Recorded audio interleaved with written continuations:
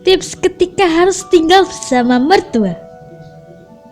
Relasi mertua dengan menantu kerap diwarnai ketidakharmonisan. Karena itulah banyak orang yang tidak ingin tinggal satu rumah dengan mertua atau menantunya. Tapi bagaimana jika hal itu tak bisa dihindari lagi?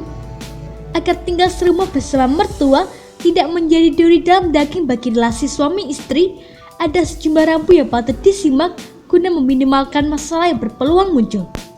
Berikut beberapa di antaranya. Suami istri hendaknya lebih dulu sepakat.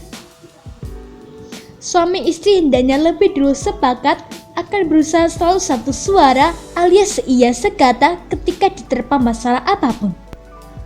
Dalam hal ini, baik suami maupun istri sebaiknya tahu persis apa kebutuhan dan keinginan pasangannya maupun kebutuhan dan keinginan orang tua atau mertua. Suami harus konsisten. Artinya, jangan sampai di depan istrinya dia bilang A, sementara saat berhadapan dengan orang tuanya sendiri yang notabene adalah mertua bagi istrinya, ia mengatakan hal lain yang justru berseberangan. Suami juga harus berani tampil sebagai pengambil keputusan, tentunya setelah berkompromi dengan istri. Suami harus mampu bersikap tegas dan berani berdiri di tengah membela kepentingan anak dan istrinya, sekaligus mencitrakan keluarga intinya tetap positif di mata siapapun, termasuk di hadapan orang tua dan mertua. Suami harus bisa membawakan dirinya sebagai juru bicara keluarga. Sebagai juru bicara, ia harus memiliki kemampuan atau keterampilan berkomunikasi yang baik. Dengan demikian, saat menghadapi konflik sehebat apapun, ia bisa menyarankan permasalahan dengan jelas dan menyampaikan alternatif solusi secara komunikatif dengan tetap mengedepankan kesopanan dan sikap menghargai orang tua. Kalau suami termasuk pribadi yang cuek, bukan mengambil keputusan jitu, dan bukan pula sosok yang komunikatif, menantu boleh tampil mewakili suami sebagai juru bicara dan pendengar. Terlebih bila relasi menantu mertua selama ini sudah terjalin sedemikian baik. Bila mertua pada dasarnya termasuk sosok rewel, suami harus memberi dukungan luar biasa pada istri. Ia harus cerdas menengahi semua masalah yang muncul tanpa membela istri maupun orang tuanya secara frontal dengan menyalahkan salah satu pihak. Jika mertua perempuan termasuk tipe otoriter, boleh jadi ia akan merasa lebih berhak tinggal di rumah kita, meski rumah itu milik pribadi atau bukan rumah keluarga. Jika sang menantu hanya ibu rumah tangga yang tidak bekerja, bukan tidak mungkin mertua malah menganggap menantunya hanya orang luar yang nebeng tinggal di rumah anaknya.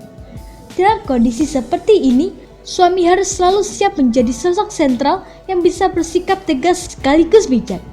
Pahami bahwa ketika memutuskan menikah dengan suami, Anda berarti juga menyatakan kesediaan untuk menikah dengan keluarga besarnya. Maklumi pula kalau di usia tua, orang tua umumnya kembali bertingkah layaknya anak kecil. Maklumi saja jika mertua merasa diri sok tahu dan merasa lebih berpengalaman dalam mengurus dan mendidik anak. Agar tak menyisakan sakit hati dalam diri mertua, tetaplah bersikap manis. Kalaupun ada perbedaan prinsip yang mendasar dalam mendidik anak, kemukakan prinsip Anda menggunakan bahasa yang santun. Sangat mungkin mertua menganggap anak-anak Anda yang tak lain adalah cucunya. Sikap ini tentu wajar, tapi bisa berakibat kurang baik. Sampaikan secara bijak pada beliau bahwa anak sepenuhnya menjadi tanggung jawab orang tua, bukan mertua. Tapi, katakan juga bahwa kita sangat terbuka pada setiap masukan yang diberikan, sama itu untuk kebaikan si anak. Sampaikan di awal mengenai kondisi umum keluarga Anda saat mengajak mertua masuk lebih dalam sebagai anggota keluarga di situ. Contohnya, rumah kami lebih kecil dari rumah mama, jadi mungkin terlihat sumpek dan agak berantakan. Terus jam-jam tertentu anak-anak juga aktif bermain, jadi mungkin nanti agak berisik. Intinya, kedepankan selalu komunikasi dan kompromi, demikian tegas dan rich. Bahas juga kebiasaan-kebiasaan hidup yang sangat mungkin berbeda. Contohnya, soal pengaturan rumah maupun regulasi waktu. Jangan sampai mertua nyinyir menganggap menantunya yang terbiasa bangun jam 7 sebagai perempuan malas. Padahal bisa jadi pekerjaan menuntut kita beberapa hari harus pulang lewat tengah malam. Jika tidak dijelaskan, mertua tidak akan mengerti. Kebiasaan berpakaian juga kerap memicu konflik. Sebenarnya sah-sah saja bila selama di rumah menantu mengenakan celana pendek. Tapi karena tidak terbiasa, bisa jadi mertua menganggapnya tak sopan.